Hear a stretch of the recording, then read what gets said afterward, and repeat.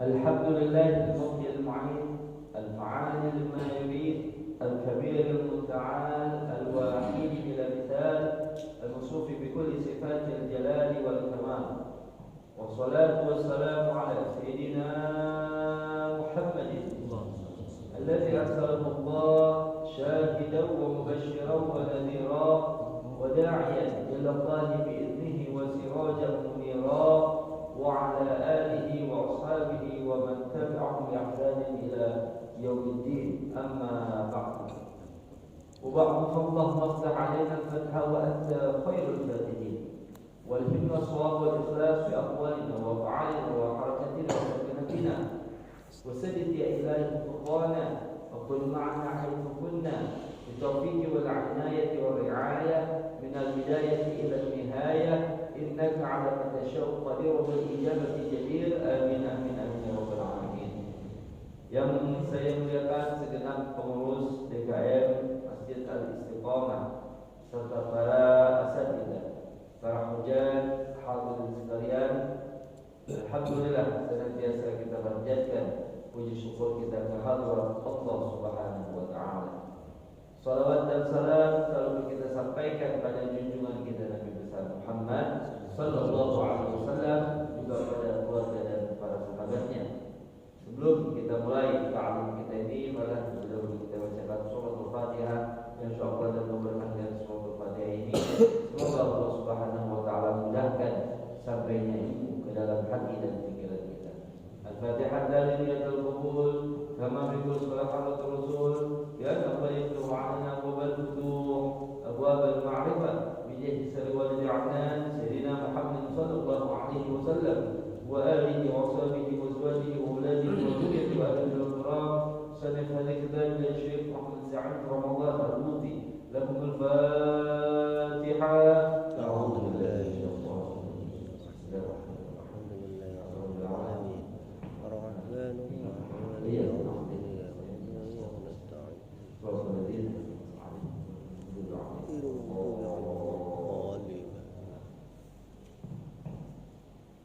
قال المصنف رحمه الله تعالى ودمن بعمه وبعلومه في دار آمين قال عام الحزن tahun kesedihan وهو العام العاشر من بعثته صلى الله عليه وسلم فقد توفيت فيه زوجته خديجة بنت خويلد وتوفي فيه عمه أبو طالب ويقول ابن سعد في الطبقات كان بين وفاة خديجة وأبي طالب شهر و5 أيام. Hadirin saya muliakan, kita masuk dalam bab tentang Amul Huzn, tahun kesedihan. Ini judul disebut Amul Huzn karena dalam tahun ke-10 kenabian, artinya 10 tahun Nabi telah diangkat menjadi Nabi, berarti umur beliau 50 tahun. Diangkat jadi Nabi 50 tahun, berarti pada tahun tersebut Sayyidatina Khadijah wafat. Selang waktu 1 bulan 5 hari sang paman tercinta pun wafat, yakni Abu Thalib. Dan Sayyidatina Khadijah sebagaimana disebutkan diriwayatkan oleh Ibnu Hisham, wazir sidqin 'ala al-Islam yashkur Rasul ilaiha wa yajibu 'indaha insafu sawab. Amma Abu Thalib kana 'adulan wa hirzan bi amri wa kana nasiran lahu 'ala al-qawm. Adapun Sayyidatina Khadijah, ulama ahli sejarah dan tarikh yang bernama Al-Imam Ibn Hisham mengatakan beliau adalah wazir sidqin 'ala al-Islam. Artinya satu wanita yang punya satu khidmah yang luar biasa untuk agama Islam, di mana Nabi Sallallahu Alaihi Wasallam mengajukan segala permasalahannya kepada sang istri tersebut. Demikian pula Abu Thalib, beliau ini sebagai penjaga dan pembela Nabi dari segala tindakan yang sewenang-wenang dari kaumnya. Maka pada tahun tersebut itu apa yang dilakukan musyrik Mekah tambah menjadi-jadi. Penganiayaan, penindasan, dan segala macam keburukan mereka timpakan kepada beliau Rasul Sallallahu Alaihi Wasallam dan kepada sahabatnya. Di antara apa yang mereka lakukan kepada Nabi Sallallahu Alaihi Wasallam, di suatu hari ada seorang dari musyrik Mekah, kafir Quraisy ini menaburkan pasir ke kepala Nabi, di mana ulanglah Nabi, kepala beliau, baju beliau kotor dengan pasir. Bangkitlah salah satu putri Nabi membersihkan kotoran yang ada pada kepala dan baju dari ayahnya. Ia menangis. Nabi melihat kesedihan yang nampak pada anaknya tersebut. Nabi pun bersabda, "La tabki ya bunayya, fa inna Allaha mani'un abaki." Jangan kau menangis wahai anakku, maka sesungguhnya Allah yang akan menjaga ayahmu. Ini tahun, hadirin, disebut dengan tahun kesedihan. Kenapa disebut tahun kesedihan? Bukankah Nabi Sallallahu Alaihi Wasallam orang yang sangat yakin, percaya, beriman dengan iman dan ketakwaan yang paling tinggi dari seluruh makhluk, bahwa ada kehidupan setelah kehidupan dunia? Bila mana saat ini berpisah dengan sang istri, tentu di kehidupan barzakh, apalagi di kehidupan akhirat, ya kekal selama-lamanya, tentu akan bersama. Kenapa Nabi bersedih? Hadirin, yang disedihkan Nabi itu bukan semata-mata wafatnya istri dan paman tercinta, bukan. Ya. Nabi bersedih, sekedar bersedih atas wafat dua orang yang dicintai. Tapi yang dimaksudkan Amil Huzn ini, tahun kesedihan yang dimaksud adalah tersebab menjadi-jadinya kekufuran, kemaksiatan dari orang-orang musyrik Makkah ketika itu. Jadi semakin bertambahnya mereka kafir, semakin bertambahnya kejahatan mereka, itu yang disedihkan oleh Nabi. Ketidakmenerimaan mereka terhadap dakwah Islamiyah yang disampaikan Nabi, itu yang dirisaukan oleh Nabi. Karena Nabi Sallallahu Alaihi Wasallam, bila mana ada satu kaki terpleset masuk ke dalam neraka, Nabi adalah orang yang paling bersedih atasnya. Nabi sayang kepada umat. Nabi sangat memberi perhatian terhadap umat. Untuk itu yang beliau Rasul Sallallahu Alaihi Wasallam, sekali lagi, apa yang disedihkan ini digambarkan di dalam Al-Quran. Fala'allaka bakhirun nafsaka ala atharihim illa yu'minu bihadzal hadithi asafa. Fala'allaka bakhirun nafsaka, maka barangkali wahai Rasul, engkau akan binasakan, engkau akan bunuh dirimu tersebab mereka itu orang-orang kafir tidak menerima daripada dakwah. Saking sedihnya Nabi mau binasakan dirinya. Ini hanya sebagai tamsil gambaran, hampir sedemikian rupa kesedihan Nabi. Ya, jadi apa yang disedihkan Nabi ini betul-betul sungguh sangat luar biasa. Ya, kenapa? Ya kita sendiri kalau ada mereka dinasihatin sekali dua kali malah menentang, malah memusuhi, apa yang kita lakukan? Tinggal dimusuhin, dinasihatin baik-baik dan lain sebagainya. Nabi kepengen banget ini manusia jangan sampai tersesat hidup mereka, jangan sampai sengsara yang berkepanjangan selama-lamanya telah di negeri akhirat nanti. Dan di antara hikmah dari wafatnya kedua orang yang paling dicinta Nabi, apa hikmahnya? Padahal keduanya ini sangat dibutuhkan oleh Nabi dalam dakwah beliau Rasul Sallallahu Alaihi Wasallam. Ya.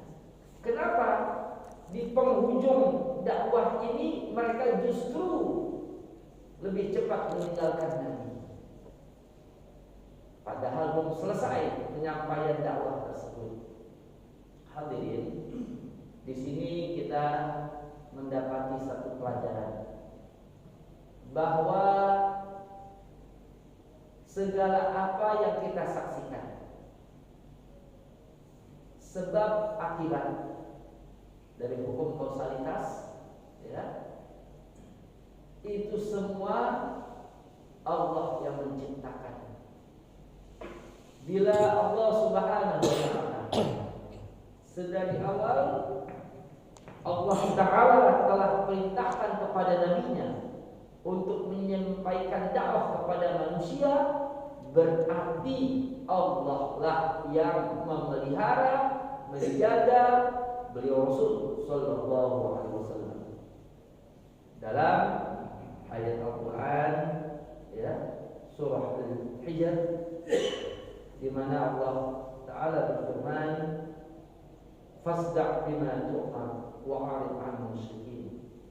Inna kafainaka mustahzi'in."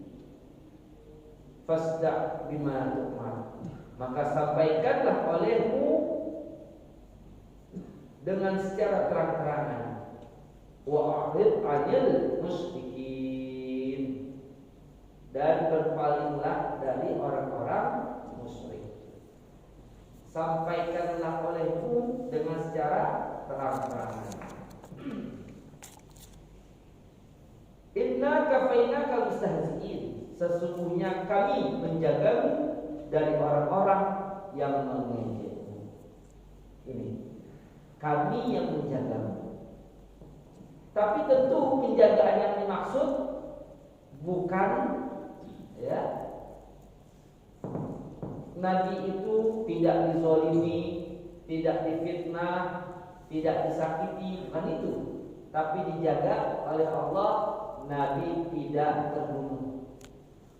Dan dakwah Nabi kelak akan tersebar ke seluruh penjuru bumi. Nah, ini hadir makna dari penjagaan Allah Subhanahu wa Ta'ala kepada Nabi-Nya. Jadi jangan terpaku kita pada sebab akibat, ya. Jangan sampai kita bergantung pada sebab, tapi kita bergantung kepada yang menciptakan sebab.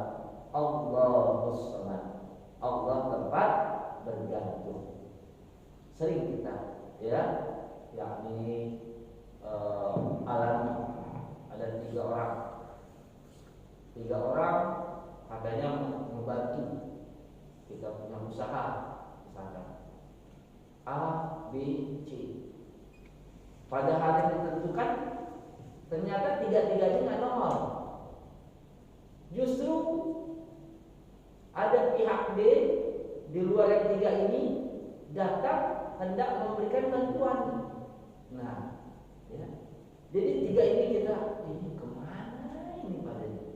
Ya. 1, 2, 3 pada nongol, yang nongol yang lain. Ya. Jadi hakikatnya hadirin sekalian, Allah lah yang menggerakkan hati dari orang-orang tersebut. ya, kesimpulannya itu hanya bentuk apa yang disebut dengan sebab akibat. Dan Allah lah pula yang menciptakan sebab dan akibat. Allah kuasa untuk menciptakan sebab tanpa akibat atau akibat tanpa sebab. Sudah pernah sampaikan belum ini? Misalkan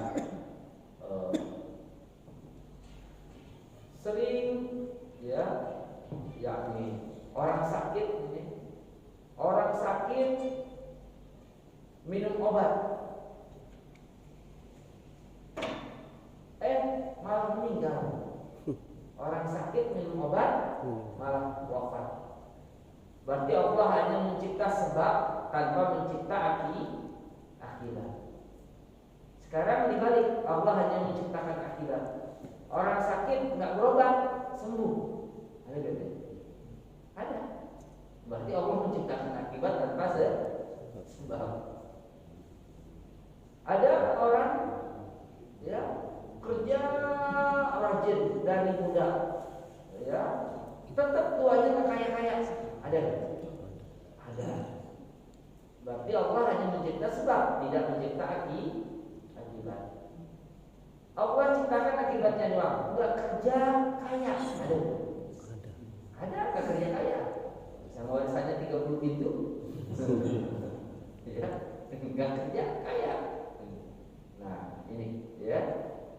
Jadi umumnya sebab paling banyak kita saksikan, kita rasakan. Tapi terserah Allah, ya. Sebagai bukti, ada hamba Allah nggak belajar kemana-mana pintar. Jadi Allah hanya menciptakan akibat dari belajar. Pintarnya doang dapat. Cerdas, pintar, luar biasa, di atas IQ manusia. Kenapa? Karena ilmunya dari wahyu, yakni Nabi Muhammad SAW. Nabi belajar sama siapa? Ya, tapi keilmuan Nabi melampaui segala apa yang dimiliki oleh manusia daripada pengetahuan. Nah, ini hadirin. Sebaliknya, belajar tapi nggak pintar-pintar, ada gitu. Ada juga. Nah inilah ya harus kita pahami sekarang ini. Jadi apa yang kita lakukan itu apa yang disebut dengan ikhtiar, usaha. Kita ya duduk berkumpul bersimpuh di masjid ini semata-mata menunjukkan kepada Allah, ya Allah kami butuh rahmat dan kasih sayang-Mu. Kami ingin senang dunia dan akhirat kami. Ya. Seperti inilah kita peringatkan kepada Allah bahwa kita fakir kepada rahmat Allah Subhanahu wa ta'ala. Ini bukti. Ya, doa dan usaha kita. Ya, hadirin sekalian. Nah, oleh sebab itu jangan sampai nanti dikatakan bahwa kesuksesan dakwah Nabi ternyata di belakang layarnya adalah orang yang justru belum masuk Islam, yakni Abu Thalib. Nah, jangan sampai dikatakan sebagai hal yang demikian. Jadi dihapus segala sebab, karena ini agama milik Allah. Al-Islam ya'lu ala yu'ala alaih. Tinggi tidak ada lebih tinggi dari Islam. Allah lah yang akan langsung menjaga. Kalau sudah penjagaan Allah Subhanahu wa ta'ala, ya selesai. Kekuatan mana yang dapat mengalahkannya? Sampai-sampai ada suatu peristiwa, ya, yakni jenderal perang, panglima perang dari Persia, di atas bentengnya dia berteriak, dia berkata, ketika benteng Persia telah dikepung oleh umat Islam. Saat dikepung oleh umat Islam, ini panglima perang dari Persia mengatakan, umat Islam, benteng kuat kami, persenjataan hebat kami, persediaan makanan ada pada kami, jumlah personil lebih banyak kami, jauh lebih banyak kami. Tapi Tuhan kepengen kalian yang menang. Subhanallah. Ya, segala macam di atas kertas menang semua, tapi kenyataannya justru kalah. Nah ini ya, kalau sudah kuasa Allah ya, maka tembus dari apa yang kita saksikannya. Jadi inilah kita lihat dalam keseharian, pernah kita saksikan kali ini. Baik hadirin, ini amal husn. Maka sepentinggal dari dua orang yang tercinta tersebut, di kemudian hari Nabi pun hijrah ke Taif. Nabi berharap beliau mendapatkan satu bantuan, dukungan dari Bani Thaqif, satu kabilah yang menjadi Taif. Taif ini masih dalam wilayah Hijaz ya. Taif ini daerah subur di wilayah tersebut, di mana kabilah Thaqif sendiri ini masih ada familiar Nabi. Sampailah Nabi di Taif, Nabi temui para pemimpin-pemimpin Bani Thaqif tersebut. Nabi duduk bersama mereka, Nabi berdialog, Nabi mengajak mereka untuk masuk ke dalam agama Islam. Nabi tawarkan. Apa yang terjadi hadirin? Ternyata mereka menolak mentah-mentah dakwah Nabi. Bahkan tiba-tiba terjadi suatu hal yang tidak terduga, yakni cacian makian yang begitu saja keluar dari mulut mereka, perkataan yang buruk yang mulai mereka lontarkan kepada beliau Rasul Sallallahu Alaihi Wasallam. Kemudian Nabi pun beranjak dari sisi mereka. Para pimpinan Bani Thaqif malah memprovokasi anak-anak muda, orang-orang bodoh dari mereka, para budaknya, untuk mencaci maki Nabi, meneriaki Nabi. Mereka melempari Nabi dengan batu sampai kedua kaki Nabi ini berdarah. Bahkan Zaid bin Harisah, sahabat yang ikut dalam hijrah tersebut, pecah kepalanya, ya, tersebab kena lemparan batu Zaid bin Harisah, sehingga Nabi dan Zaid pun berlari menyelamatkan diri. Mereka masuk ke sebuah kebun milik Utsbah bin Rabi'ah, orang kaya di Mekah yang punya kebun di Taif. Ini Utsbah bin Rabi'ah. Pada masa itu yang menjadi satu hukum yang tidak tertulis, ya, hukum masyarakat, siapa yang masuk dalam pekarangan seseorang berarti dia telah menjadi tanggung jawab yang memiliki pekarangan tadi. Berhentilah pengejaran suku Thaqif. Nabi pun berteduh di bawah teduhan pohon anggur. Ya, ternyata ketika Nabi merasa pedih, sedih, letih, sakit, kakinya ini berdarah-darah, ya, menahan sedih, menahan perih, dilihat oleh dua anak dari Utsbah bin Rabi'ah. Utsbah bin Rabi'ah dia punya anak dua orang, ada di kebun tersebut. Dilihat, ini orang kasihan sekali, ya. Akhirnya hadirin,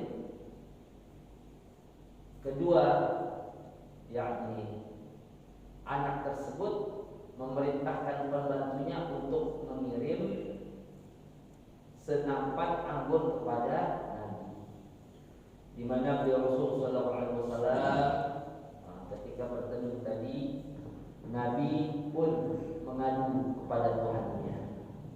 Tapi keluhan Nabi ini bukanlah sesuatu dalam yakni duduk perkara tidak menerima ketentuan Allah, tidak. Ya, apa yang dikeluhkan oleh Nabi? Kita lihat teks dari hadisnya ini. Beliau berdoa, Allahumma ilaika ashku dha'fa quwwati wa qillata hilati wa hawani 'alan nas. Ya arhamar rahimin. Anta rabbi mustad'afin wa anta rabbi. Ila man takilni? Ila ba'idin yatajahammuni am ila 'aduwwin malaktahu amni. In lam yakun bika 'alayya ghadab fala ubali. Walakin 'afiyatuka awsa'uni. A'udzu binuri wajhika alladhi ashraqat lahu adh-dhulumat. وصلوا عليه أمر الدنيا والآخرة من أن تنزل بي غضبك أو يحل علي سخطك لقد أصبحت ترضى ولا حول ولا قوة إلا بك. Nabi bermunajat kepada Tuhannya. Allahumma ilaika ashku dha'fa quwwati wa qillata hilati wa hawani 'alan nas. Ya Allah, hanya kepadamu lah aku mengadu. Lemahnya kekuatanku, piciknya siasatku, dan hinanya aku di hadapan manusia. Wahai Zat yang Maha Pengasih, Maha Penyayang, Engkaulah Tuhan dari orang-orang yang tertindas. Engkaulah Tuhan. Kepada siapakah Kau akan menyerahkan diriku? Kepada orang asing yang akan memperlakukan aku secara bengis, atau kepada musuh yang Kau kuasakan aku kepadanya? Jika Engkau tidak marah, jika Kau tidak murka kepadaku, ya Allah, aku tidak peduli. Artinya, segala apa yang Nabi terima dari ancaman, cacian, makian, hinaan, ya, penganiayaan, Nabi gak peduli. Yang penting Allah tidak murka, yang penting Allah tidak marah kepadanya. Walakin afiyatuka awsa'uni. Akan tetapi ya Allah, afiatmu teramat luas lagi. A'udzu binuri wajhika alladzi asyraqat lahu dhulumat. Aku berlindung kepadamu dengan cahaya Zatmu yang menjadi teranglah segala kegelapan, menjadi baiklah segala urusan dunia dan akhiratnya. Aku berlindung kepadamu dari Kau tempatkan aku dalam kemurkaan-Mu dan beradanya aku dalam kemarahan-Mu. Engkau lakat khutbah, Engkau bebas melakukan apapun yang mau. Jadi makna khutbah ini artinya Allah memiliki kebebasan mutlak, hak prerogatif untuk memperlakukan makhluknya, hambanya. Karena kita ini hadirin, ini kita makhluk Allah, kita milik Allah, mutlak milik Allah. Ya, kalau udah milik Allah, Allah mau apain ke? Terserah Allah. Ini disebut dengan akal khutbah. Kayak seperti kita punya sesuatu, ini sesuatu kita buat apa? Terserah kita, orang punya kita. Ya, hakikatnya nggak ada yang kita miliki, karena semuanya itu adalah milik Allah. Bahkan sampai kekuatan melakukan satu kebaikan, suatu amalan saleh, kita bisa hadir dalam masjid ini pun satu kekuatan yang Allah berikan. Nah, kita bicara daripada hakikatnya sekalian ya. Jadi Nabi berkata, "Lakum subhanallahi sampai Kau rela, Kau puas. Tidak ada daya untuk melakukan kebaikan, tidak ada upaya untuk menghindar dari kejahatan kecuali dengan pertolongan."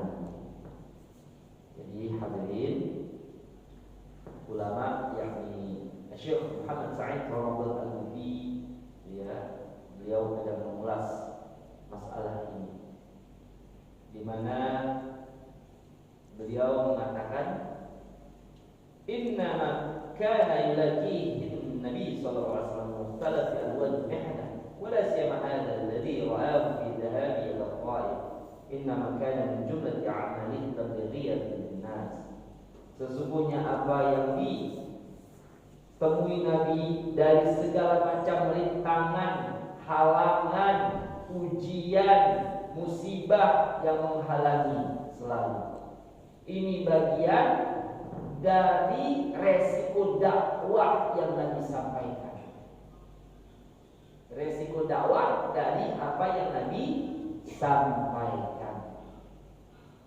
Karena jalan dakwah bukan jalan bertabur bunga dan pujian. Jalan dakwah memerlukan segala apa yang kita miliki untuk kita kerahkan.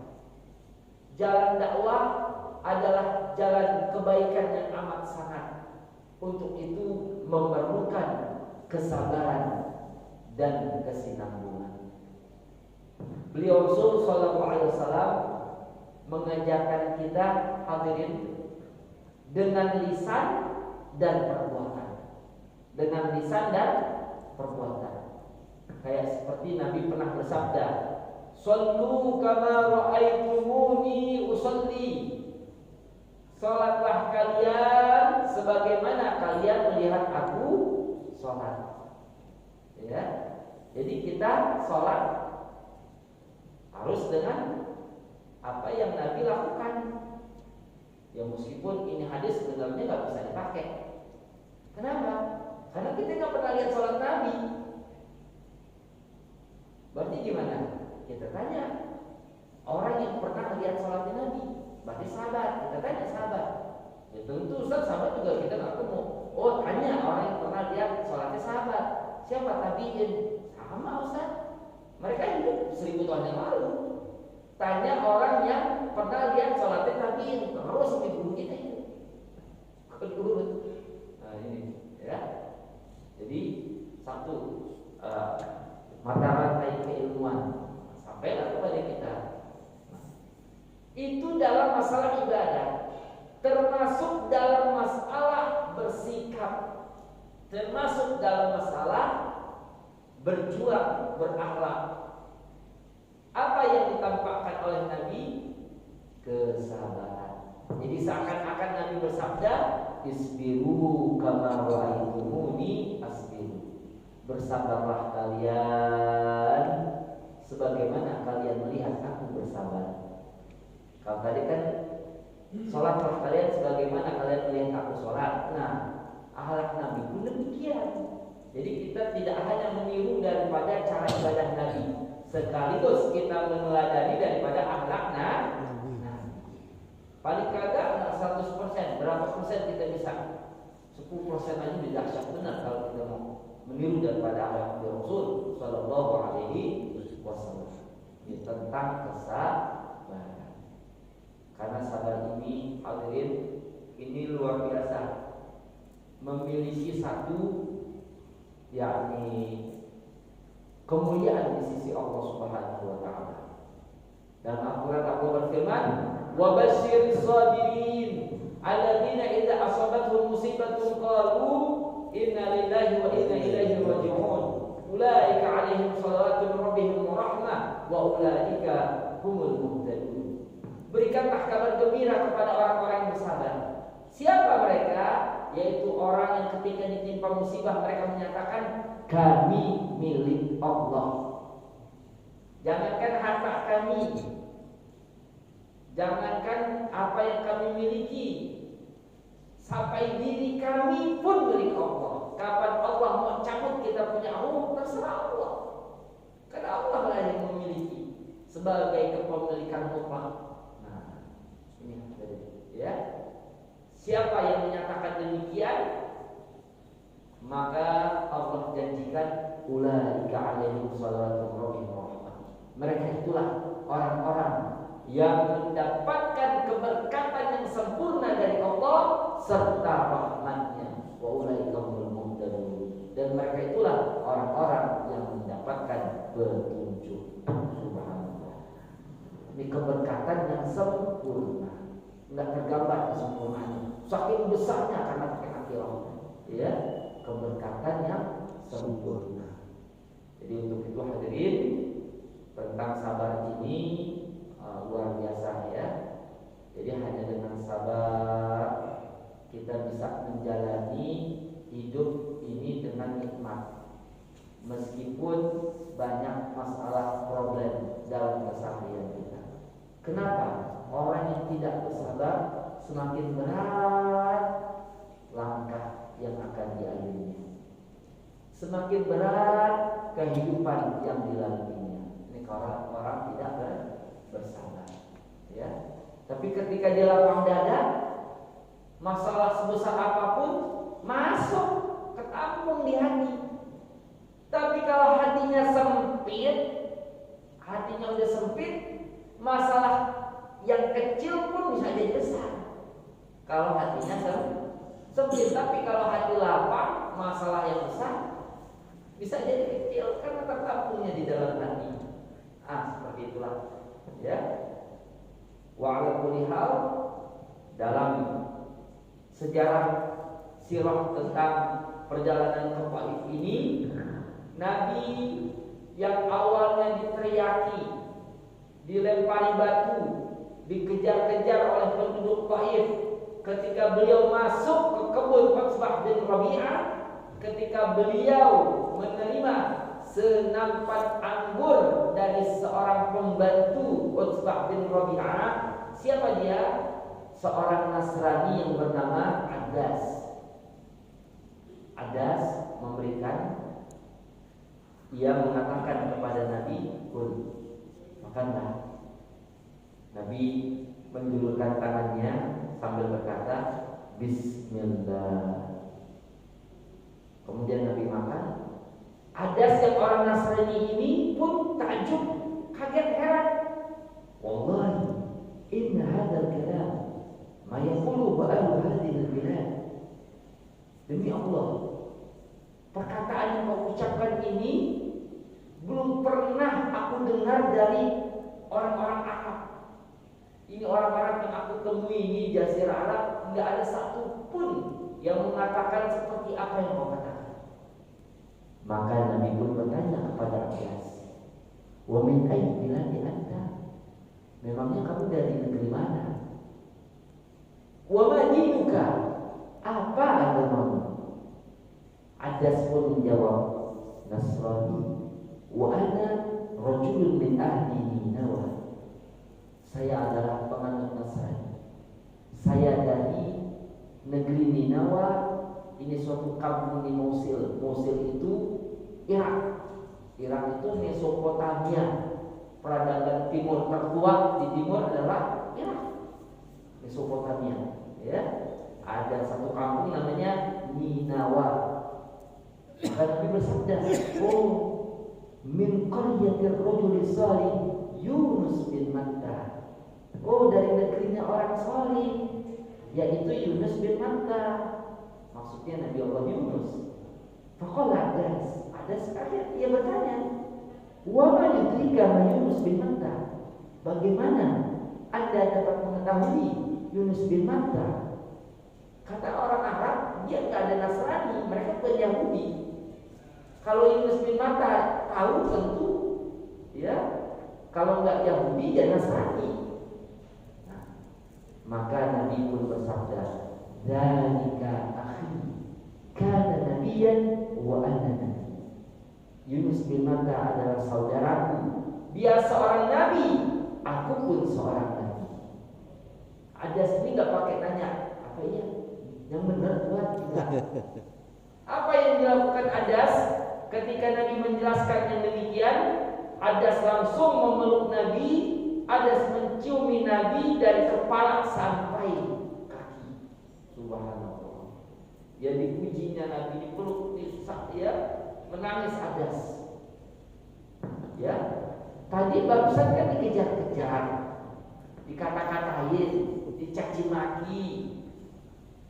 Ya, belum beberapa lama Nabi mendapatkan pujian, kasih sayang, kecintaan, pelukan, ciuman dari seorang Nasrani. Subhanallah. Ini ya, fa inna ma'al usri yusra. Inna ma'al usri yusra. Bersama kesulitan ada kemudahan. Ulama mengatakan, ya, fa inna ma'al usri, ada alif lam. Tapi ketika membicarakan yakni usri tadi artinya kesulitan, ada alif lam, berarti ya kesulitan yang pertama dan kedua sama. Tapi yusron ini dengan nakirah, berarti kemudahan yang pertama dan kedua lain. Berarti ada satu kesulitan, ada dua kemudahan. Fa inna ma'al usri yusra, inna ma'al usri yusra. Jadi kalau sudah betul-betul ya berat, sudah terasa di ujung daripada musibah yang kita alami, nah berbahagia. Kenapa? Kok berbahagia Ustaz? Bukan kita malah tambah sedih? Berbahagia. Sebab malam kalau sudah pekat, malam kalau sudah sesepi-sepinya, tanda siang pun akan datang. Nah, jadi matahari akan terbit. Kalau sudah di penghujung malam, berarti matahari pun akan bersinar kembali, ya gitu. Ya. Artinya hadirin, tidak ada yang namanya musibah terus ada di setiap orang. Setiap hari musibah nggak berhenti tiap hari. Pasti ada sisi di mana kita merasakan lapar, nyaman, senang. Ya, kenapa? Karena memang kalau orang mencari hanya kesenangan tanpa kesedihan, hanya lapang tanpa ada kesulitan, ya. Yang kita inginkan hanya kemudahan tanpa ada kesusahan. Berarti kita mencari sesuatu yang tidak Allah ciptakan. Allah tidak menciptakan senang doang, tapi Allah akan menciptakan kebalikannya. Kalau kita mau mencari kesenangan selama-lamanya, bukan di dunia, tapi di surga. Ini hadirin. Susah, pengen deh hidup selama-lamanya gitu, bahagia. Ya gimana ya, dunia belum masanya. Dunia kan perjuangan dan pengorbanan. Adapun mereka yang telah sampai manfaatnya secara mendalam kepada Allah, mengobati ya kesedihannya justru dengan mengingat Allah. Dengan demikian mereka akan menjadi tenang. Ala dzikrillahi tatma'innul qulub. Maka para kekasih Allah, para wali Allah disebutkan di dalam Al-Quran, ala inna awliya Allah la khaufun alaihim wa la hum yahzanun. Ketahuilah, ingatlah, para kekasih Allah, para wali Allah tidak ada ketakutan atas mereka dan tidak pula mereka bersedih hati. Kenapa? Alladzina amanu kanu yattaqun, yaitu orang-orang yang beriman dan senantiasa bertakwa. Jadi kalau iman terhadap Allah dan negeri akhirat itu sudah teramat mendalam, nggak ada kesedihan lagi kita. Ya, nggak ada kesedihan lagi. Kenapa demikian? Karena sebenarnya apa yang kita katakan buruk itu tersebab kita melihat dari satu sisi saja. Kalau kita lihat dari seluruh sisinya, ternyata dia nggak buruk. Pernah saya sampaikan tampil mungkin. Ada keluarga kita, ini keluarga kita orang yang sangat kita cintai, ya, sayangi, ya Allah. Dia meninggal. Ini hadirin. Jadi ketika di masjid ada pengumuman Inna lillahi wa inna ilaihi raji'un. Nah kita baca Inna lillahi wa inna ilaihi raji'un. Kenapa meninggal? Ada gak yang malah menyebutnya Alhamdulillah? Sudah disampaikan tuh ya. Ada gak tuh? Orang di masjid ngumumin innalillahi wa inna ilaihi raji'un, ada orang lupa menjawabnya.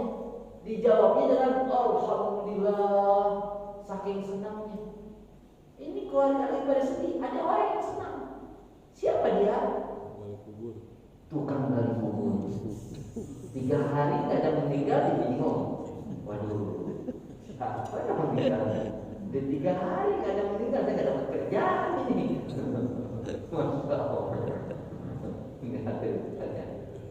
Jadi ya seperti itulah ya, yakni tentang kehidupan. Jadi resiko dari hidup bila kita telah pahami, insya Allah akan lebih ringan lagi, ya, segala problem yang akan kita temui.